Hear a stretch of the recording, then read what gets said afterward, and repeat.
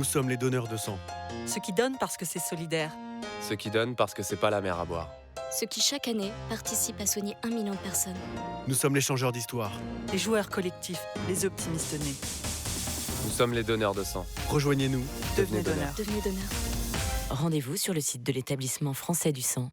Donc, votre libre antenne, vous savez, c'est vous qui la faites, chers amis, comme tous les jours, de 23h à 1h du matin. Et sans plus tarder, votre libre antenne du mercredi, c'est parti. Olivier Delacroix est à votre écoute sur Europe 1. Et pour débuter cette émission, nous accueillons Élodie au 3921. Bonsoir Élodie. Bonsoir. Bonsoir, d'où nous appelez-vous Élodie et quel âge avez-vous ? Alors, je vous appelle de Franche-Comté et j'ai 26 ans. D'accord. De quoi voulez-vous nous parler ? Dites-moi. Alors, ce soir, j'aimerais vous parler du laxisme judiciaire et plus précisément, dans mon cas, des agressions sexuelles. D'accord. On va voir que vous avez écrit un livre par rapport à tout Tout cela. à fait. Mais d'abord, vous allez nous raconter votre histoire. Alors du coup, ce qui s'est passé, c'est qu'il y a 5 ans, j'ai été agressée sexuellement, donc violée sur mon lieu de travail. Dans le cadre de mes études, j'étais en BTS en alternance et j'ai été effectivement violée par un collègue à cette époque. Donc suite à ça, j'ai vraiment tout perdu. Et de là, en découle mon livre, effectivement. Un collègue. Tout à fait. Vous n'étiez pas étudiante à ce moment-là ? J'étais étudiante, donc j'avais à la fois les cours à l'école et j'avais aussi un travail en alternance pour payer mes études. D'accord. Donc c'est un collègue que vous connaissiez ? Tout à fait.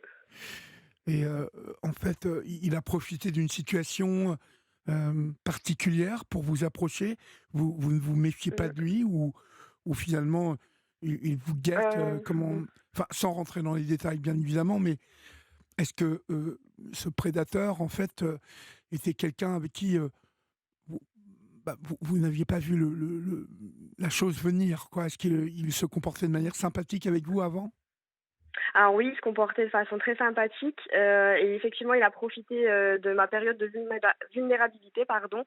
J'étais jeune à l'époque, donc j'étais toute seule, ma famille était loin et j'étais assez fragile. Oui.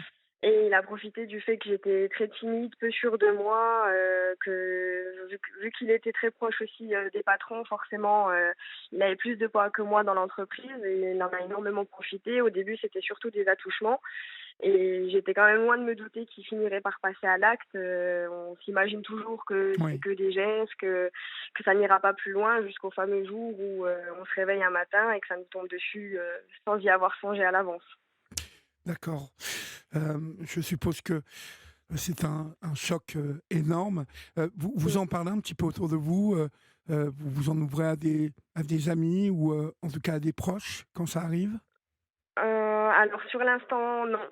C'est plutôt la culpabilité, c'est un sentiment de honte, c'est beaucoup de sentiments négatifs. On se rend pas vraiment compte de ce qui vient de se passer. C'est beaucoup de déni. Et j'ai eu la chance d'avoir été écoutée à l'époque par ma cousine, c'est elle qui a forcément mis ce mot viol. Et c'est là que je me suis rendu compte que c'était grave.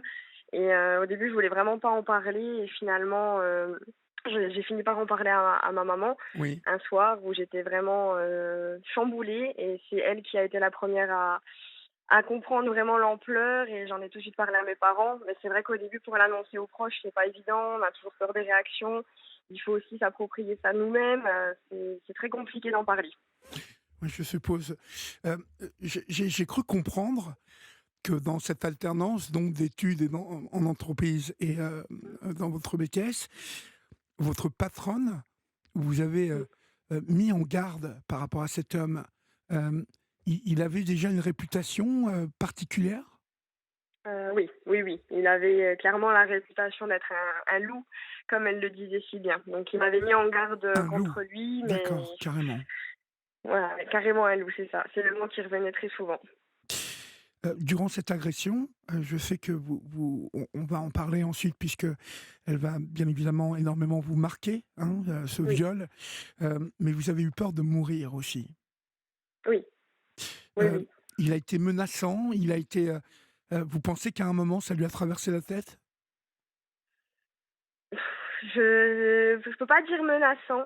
Mais il avait une emprise sur moi que malgré que je me débattais, que je Oui. criais, que je suppliais, il m'écoutait pas. C'est comme si, en fait, je n'étais pas là, qu'il ne m'entendait pas et pourtant, j'ai hurlé, j'ai supplié, j'ai pleuré, mais non, il n'a pas été menaçant, mais il a été très brusque. Très brusque, d'accord. Le lendemain, donc, vous en parlez à votre mère. Mmh. Elle va en parler à votre père, votre mère? Oui, tout à fait, oui, oui, elle va le mettre au courant, tout de suite dans la foulée pour lui expliquer, bah, pourquoi je suis en pleurs, pourquoi elle-même a du mal à contenir ses émotions. Enfin, il comprenait pas pourquoi on était dans cet état et on a fini par lui en parler et passé la colère, c'est lui qui nous a conseillé, d'appeler la police. Évidemment, ils m'ont demandé, mon accord. Ils m'ont dit que j'avais un choix à faire, c'était soit de me taire et de continuer à subir dans cette entreprise, de vivre avec ça toute ma vie ou alors d'avoir le choix de parler, de dénoncer ce crime, de reprendre les choses en main et de me battre jusqu'au bout pour le faire condamner. D'accord, Et j'ai pris la décision de dénoncer. vous avez donc, comment ça s'est passé? Vous avez appelé la police ou vous êtes déplacé? Oui. On les a appelés, c'était dans la soirée, ils sont tout de suite venus. Malheureusement, ils ne pouvaient pas prendre la plainte tout de suite, il fallait y aller le lendemain. Donc ils m'ont conseillé de garder forcément mes vêtements, et de revenir très tôt le lendemain matin et finalement ça a duré la journée entière. D'accord, comment ça s'est passé, là-bas? Alors l'entretien, j'ai eu la chance de tomber sur 2 femmes, très compréhensives qui ont pris ma plainte, qui m'ont entendue, qui me croyaient, qui ne me jugeaient pas et ça je leur suis vraiment très Mmh. reconnaissante. Elles ont très bien fait leur travail. Vraiment elles m'ont été d'un grand soutien, je me suis sentie comprise. Elles m'ont, effectivement tout expliqué, qu'il faudrait que je voie un psychologue, qui déterminerait si je suis sincère ou non, qu'il fallait que je fasse des examens. Elles m'ont tout bien expliqué et c'est vrai que c'était très rude. Il y a eu beaucoup de questions très très intimes, Oui, oui, je ah, suppose, ouais, ouais. mmh, c'était compliqué. De toute façon, si on vous a demandé de garder vos vêtements, c'était pour, prélever son ADN? Tout à fait. Donc, ça a été, très vite prouvé, que cet agresseur vous avait, en tout cas, touché, approché? Oui. Ah, Ouais. j'avais toutes les preuves, oui, bien sûr. Comment ça se passe ensuite, vous, dans votre tête, les jours suivants? Ah, c'est l'enfer, c'est, bah, la descente aux enfers. Il n'y a pas d'autre mot. C'est les insomnies, les nuits très longues, les pleurs, l'envie de mourir. On n'a plus envie d'être jolie, on n'a plus envie de se coiffer, on n'a plus envie de manger. On broie du noir, clairement. On a du mal à parler, à rigoler. On se sent même coupable si on a envie de rire parce que quelqu'un fait une blague à côté de nous. On se dit ah bah non, il faut pas que je rigole. C'est c'est vraiment tortueux comme expérience parce qu'on se dit: «Je suis la victime, mais je n'ai pas le droit, d'être heureuse, je n'ai plus le droit». Il faut faire attention à tout ce qu'on fait, on vit dans la crainte, on a peur que ça nous retombe dessus. C'est très compliqué, vraiment. Alors, dans votre histoire, ce qui est particulier, Élodie, c'est que, il va y avoir pas mal de couacs, hein, avec, Oui, la justice et d'abord avec les gendarmes. tout à fait. Racontez-nous ce qui s'est passé. Alors ce qui est étonnant, c'est, bah, déjà la lenteur. Je m'attendais pas à ce que ça soit si long, même si on m'avait dit que ça risquait de me prendre du temps, je pensais que ça serait plutôt en jours et non pas en semaines, voire des mois, même finalement des années. Donc c'était là la première des déceptions. Je pensais que j'allais être protégée et finalement au fil des jours, je me suis aperçue que j'allais pas du tout être protégée, que j'allais devoir, me justifier de tout, que je devais tout prouver. Enfin vraiment j'avais le sentiment que c'était moi la coupable et que je devais prouver, que c'est pas moi qui avais agressé l'autre personne. Oui. Donc première des déceptions et forcément, bah, à côté de ça, je perds tout. Je perds mon logement, je perds mes études, mes amis, mon compagnon de l'époque. C'est vraiment ma vie qui s'écroule devant moi. Je crois savoir que dans les Heu, premiers temps, vous leur indiquiez même, des personnes susceptibles de pouvoir, témoigner. oui, Hem, je crois qu'il y avait des caméras de surveillance aussi, sur les oui, lieux, de l'agression. tout à fait. Or, ce qui est carrément étonnant, c'est que, Mmh, les gendarmes ne vont entendre personne et ne mmh, pas, demander les bandes vidéo. c'est ça. Oui, vraiment, il y a rien qui a été Co fait, comment dans ils vous ont, l'urgence. vous leur avez posé la question? Pourquoi, ça s'était passé comme ça? Quand je posais des questions, j'avais l'impression que ça dérangeait, que c'était pas à moi de poser des questions, c'est assez étrange. Mais c'était eux qui devaient mener leur enquête et même si je les harcelais, autant l'avocate qu'eux, je les appelais souvent pour savoir où ça en était, mais j'avais vraiment le sentiment de déranger, de pas devoir poser de questions et non, on m'a juste dit que c'était les procédures, que ça prenait du temps, que c'était normal, enfin ça ne l'est pas pour moi, mais pour eux apparemment c'était normal. Alors, des procédures qui durent longtemps, on vous explique que ça dure Mmh. longtemps, mais il va falloir nous expliquer aussi, à nous, citoyens, comment, Oui, dans une affaire criminelle, puisque un mmh, viol, c'est une affaire criminelle, oui, pourquoi on n'entend pas les témoins, pourquoi on ne saisit pas les bandes qui sont susceptibles d'incriminer directement le oui, violeur. Euh, Moi, j'ai tout simplement l'impression d'un boulot bâclé, voire oui, pas fait, ou alors fait à 10% ou 20%. oui.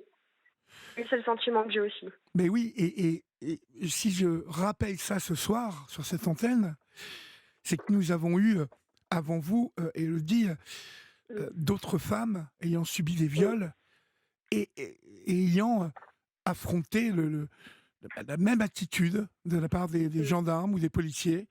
Et puis surtout, après, attendre des années et des années. oui. Euh, alors, vous allez nous raconter, mais visiblement, pour vous, ça a été la même chose. Tout à fait, c'est attendre pendant des années, c'est ça. Combien de temps avez-vous attendu? Alors moi, j'ai attendu 2 ans avant de savoir que la plainte était classée sans suite et au bout de ces 2 ans, j'ai décidé, moi, de reconstruire ma vie parce que je me suis dit que j'avais le droit de reprendre ma vie en main sans plus attendre de la justice une réparation que je n'aurais jamais. J'ai perdu foi en la justice à ce moment-là et j'ai décidé, moi, de laisser cette affaire. Je me suis dit que la vérité éclaterait finalement autrement que par la justice, de faire ma propre vérité toute seule, mais sans plus croire en la justice, malheureusement, qui ne m'a pas été de mon côté. J'ai décidé d'avancer autrement. Ça veut dire que vous êtes en train de nous expliquer que vous avez donc été violée sur Oui, le lieu de votre travail, qu'il y avait des caméras, qu'il y avait des caméras qui pouvaient prouver tout un tas en tout cas d'indices oui. concordants. L'ADN de votre violeur, est-ce qu'il y a eu l'ADN de son sperme de quelque part? Ça, je ne sais pas. On m'a pas donné de réponse. D'accord. Mais est-ce que vous avez souvenir que il vous a agressé jusqu'au bout, cet homme?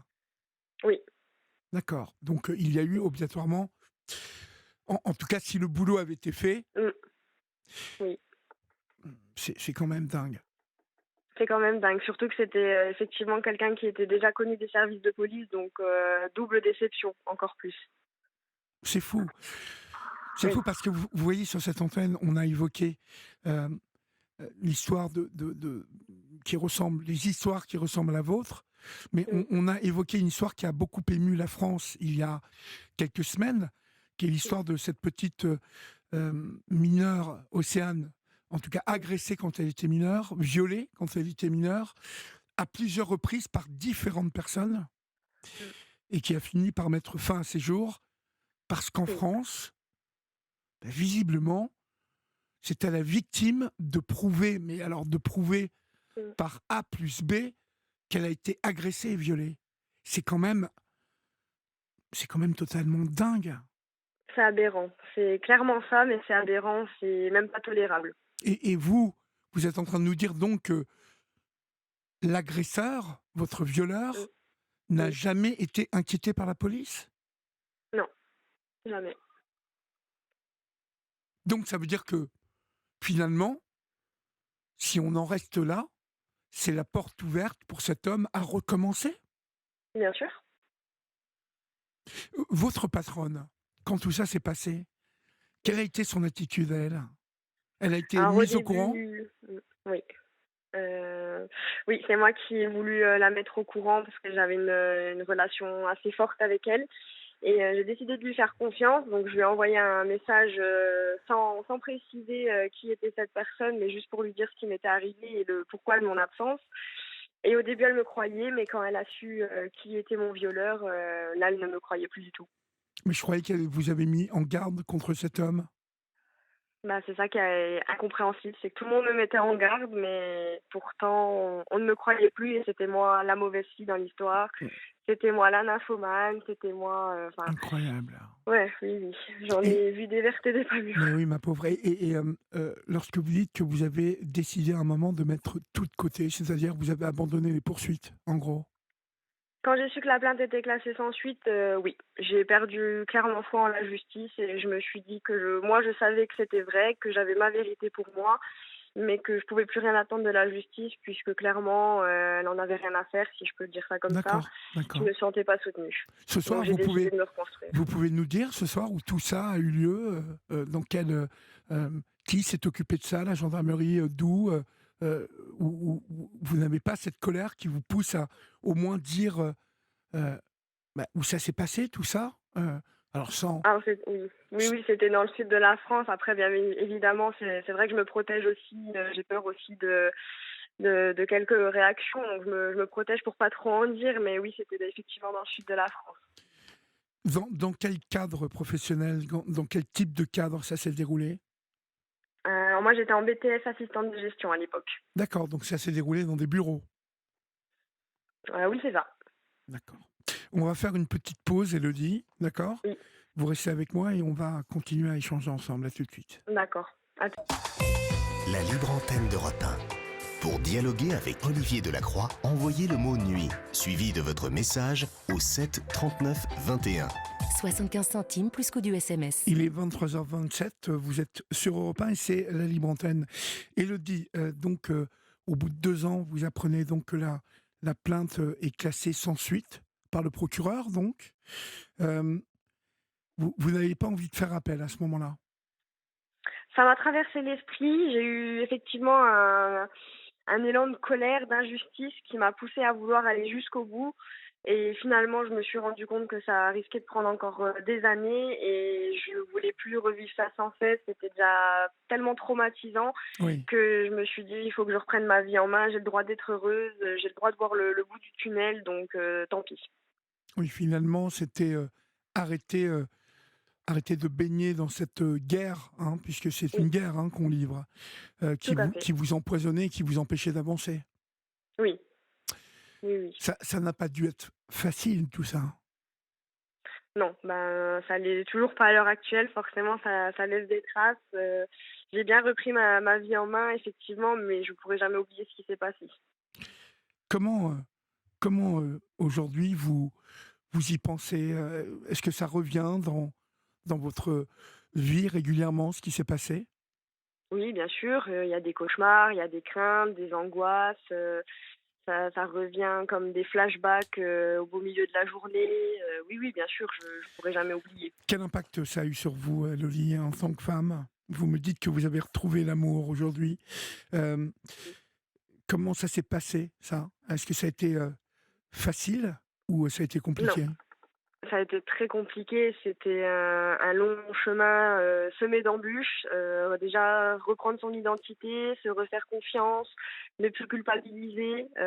J'ai eu cette période où j'ai voulu mettre fin à mes jours et au moment de passer à l'acte, une petite voix est arrivée dans ma tête en me disant: «Ben non Élodie, si tu fais ça, tu pourras jamais aider d'autres personnes, ça sera fini pour de bon», alors que j'avais encore tellement de belles choses à vivre et j'ai décidé de me laisser une seconde chance, de voir ce que la vie avait à m'offrir, si c'était un peu plus positif que tout ce que j'avais déjà vécu et heureusement ça a été le cas, donc je suis heureuse aujourd'hui de ne pas être passée à l'acte, mais c'est vrai que ça a été compliqué pendant toutes ces années. Non, mais il est certain que, alors, décider ça, c'est une chose, mais Mmh, arriver à le mettre en pratique, c'en est une autre. Vous oui. avez fait preuve d'une force de caractère quand même. Je ne sais pas si c'est une force de caractère ou si c'était un élan de survie, je sais pas du tout, mais je me suis donné comme mission d'essayer d'aider le plus de victimes possible. Donc de là est venue l'idée d'écrire un livre justement pour dénoncer tout ce laxisme et pour aider les autres victimes ou leurs proches parce que malheureusement il n'y a pas que les victimes qui en souffrent, il y a aussi l'entourage, il y a les proches, il y a la famille, les amis. C'est vraiment pas simple pour tout le monde Ah oui, et je me si je doute. peux aider ne serait-ce qu'une personne, ça sera déjà une belle victoire pour moi. Mais votre père, comment a-t-il réagi à tout ça? Ah, il a été très en colère, Il très, n'a très en colère, il n'a oui. jamais été tenté d'aller euh, lorsqu'il a appris que tout ça était, enfin que votre dossier était Mm. classé, il n'a jamais eu l'idée d'aller dire 2 mots à cet agresseur? C'est pas l'envie qui en Ça, je me manquait à doute, ma je famille, me doute. effectivement. Mais j'ai supplié qu'on ne se mette pas en danger, nous, qu'on ne m'abandonne pas, parce que malheureusement, si quelqu'un s'en prenait à cette personne, ça risquait encore de nous retomber dessus. Et je voulais pas prendre le risque que quelqu'un de mon entourage aille en prison ou ait des représailles alors que c'était pas de sa faute. Donc non, j'ai fait des pieds et des mains pour qu'on reste à notre place et qu'on ne fasse rien. C'est encore ce soir l'histoire d'Élodie, votre histoire, Élodie, c'est encore une histoire qui aurait très bien pu très mal finir. Oui. Ça s'est mal fini pour Océane, comme ça c'est Oui. mal fini pour tout un tas de victimes qui n'ont jamais été entendues, jamais crues, parce que finalement, au bout du compte, comment est-ce que vous prenez tout ce qui s'est passé? Est-ce que vous vous dites, bah, finalement, on ne m'a pas cru, on a cru que quoi? Que Oui. je mentais? Oui. C'est ça? Oui, c'est clairement ça. Oui, oui, on a l'impression de ne pas C'est être fou. entendu, de ne pas être protégé. Alors on nous pousse à parler, évidemment, hein. Il y a des affiches publicitaires, il y a des slogans, il y a plein de mouvements en place. Alors oui, on nous dit de parler, c'est bien beau, on veut bien parler quand on arrive à trouver le courage de le faire, mais quand malheureusement on n'est ni protégé, ni accompagné, ni cru, pour moi c'est vraiment du pipi de chat de dire oui, venez parler, on va vous entendre. Non, c'est pas vrai. Il faut mettre des choses en place pour que ça soit vrai, mais sinon, non.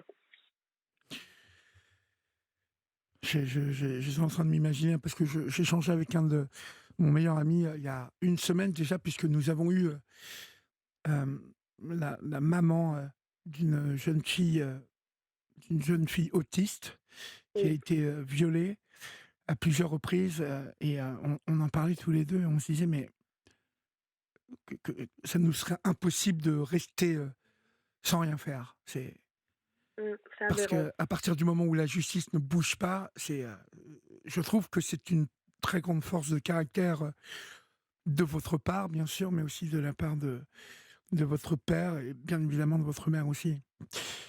Vous avez partagé euh, cette épreuve avec votre homme, celui qui Avec mon partage. compagnon de l'époque? Ah, Oui, non, avec non, celui non, actuellement, oui. aujourd'hui, celui qui Oui, oui, partage votre il est au vie courant. aujourd'hui. Oui, oui, oui, il est au courant de tout. D'accord. C'était nécessaire pour vous qu'il sache ça? Oui, c'est une partie intégrante de ma vie et pour me connaître, il fallait qu'il soit au courant de ça pour comprendre pourquoi j'avais des craintes, des angoisses, pourquoi par moments j'avais des cauchemars, pourquoi je me mettais à pleurer pour rien. Il fallait qu'il comprenne mon histoire pour comprendre pourquoi je suis telle que je suis à l'heure actuelle. D'accord, parce que vous avez été, on sans doute fortement impacté par ce viol. Hem, Qu'est-ce qui a changé en vous aujourd'hui, depuis cette épreuve? Alors aujourd'hui, j'ai compris qu'on peut s'en remettre, avec la volonté. Il y a beaucoup de belles choses qui nous attendent, même si tout nous semble sombre à un moment donné, il y a toujours, cette lumière au bout du tunnel. Il faut pas baisser les bras, on a le droit de vivre comme tout le monde et je me suis dit que je n'allais pas, arrêter de vivre moi pour une personne qui m'a fait du mal et si cette personne a le droit de vivre, pourquoi pas moi? On va conclure, mais j'ai encore une question à vous poser sur cet homme. Hem, quel profil il avait, votre agresseur? Bah, au premier abord, on se douterait pas, enfin, je sais pas s'il y a vraiment des indices, mais on pourrait pas croire qu'il serait capable de ça. Enfin, même Non, mais si on nous met en garde, c'est ce vrai que je veux que dire, c'est un père de famille, c'est quelqu'un, qui faisait quoi comme type de travail? Est-ce qu'il était cadre? Est-ce que, il était marié? Enfin, vous voyez, c'était quelqu'un qui se présentait en société comme étant quelqu'un de totalement équilibré, normal? Quelle ah oui, bien personnalité sûr. avait-il? Ah oui, oui, quelqu'un, de jovial, d'amusant, qui rigole avec tout le monde, qui avait une compagne, oui, oui, une bonne personne. Au premier regard, une personne gentille. D'accord. Il a été entendu par la police, cet homme? Il me semble, oui. Oui, d'accord. Vous avez écrit Et donc, j'ai eu une confrontation. Et vous avez eu une confrontation où il a tout nié? Oui. Ah bien sûr, c'était même moi, la coupable. D'accord. C'est vous qui Mmh. aviez provoqué cette, situation? Oui. Ah oui, oui, Il il c'est moi qui avais tout cherché. il reconnaissait donc l'acte sexuel, c'est ça? C'est ça. Mais en disant que vous étiez consentante et que vous l'aviez provoqué? Que c'était même moi qui l'avais cherché, oui, tout à fait. D'accord. C'est fou, hein, que des gendarmes tombent encore dans le panneau. C'est dingue. Oui, Ouais, je ouais. comprends pas. Est-ce qu'ils tombent vraiment dans le panneau ou est-ce qu'ils ont des directives ou Non, je sais non, pas, ils je n'ont sais pas de pas. directive. Je pense que le problème, c'est un problème de formation. C'est, Oui, malheureusement, vous avez des gendarmes beaucoup plus, formés que ça et je pense que votre agresseur aurait passé un sale quart d'heure. Or, mmh, dans l'histoire que vous nous racontez, on a l'impression que rien de tout ça ne s'est passé, malheureusement. non, non, ça c'est vrai. Vous avez écrit donc, ce Mmh, livre aux mmh, éditions, donc Boukelis, pardon, hein, mmh, B2O, Kelis, c'est Violet ça. et après. Pourquoi avoir, écrit ce livre? Vous qui, vouliez, passer à autre chose, qu'est-ce qu'il veut dire ce livre? Quel sens il a pour vous? Alors c'était nécessaire, d'écrire, pour raconter mon histoire. Il y a l'envers du décor, il y a effectivement le avant, le pendant et le après. Et c'était vraiment pour dénoncer tout ce laxisme, judiciaire et pour montrer qu'on peut s'en remettre, que même si c'est compliqué, on peut parler de notre histoire sans pour autant que ça nous définisse. Oui, on est une victime, mais on n'est pas qu'une victime, on est aussi une personne. On a le droit d'être heureuse et s'il faut dénoncer, s'il faut ne serait-ce toujours qu'en parler, tous les jours, bah, c'est comme ça, il faut en parler, il faut pas avoir honte, il faut reprendre sa vie en main et se dire que même si la justice ne nous entend pas, il y a forcément une personne qui nous entendra et croire en nous. Et si j'ai pu aider une personne avec ce livre, soit en dénonçant, soit en montrant qu'il y a un après, c'est une belle victoire pour moi. C'était pour accompagner les autres victimes. Mmh. Quel est votre espoir aujourd'hui, par rapport à ce qui vous est arrivé? Alors l'espoir, ça serait que la justice change, même si je sais que ça se fera pas en un claquement de doigts, mais que les victimes soient vraiment reconnues et entendues pour de bon, qu'on mette vraiment des choses en place. Et pour moi, si mon dossier est réouvert un jour, tant mieux, mais sinon, je ne me fais pas de faux espoirs. Votre dossier, ne peut être, rouvert que si, ce prédateur recommence et que là, pour le coup, Mmh. on prend la main dans le sac, en fait? Oui, je D'accord. pense. Votre bouquin, je le rappelle, s'appelle Violet et après, c'est aux éditions Boukelis. Merci mille fois, Élodie, pour votre témoignage ce soir sur Merci l'antenne à vous. d'Europe 1. Bonne soirée, bonne nuit et Bonne bravo. soirée, merci Au beaucoup. revoir. Merci à vous. Au revoir. Merci à vous. Au revoir.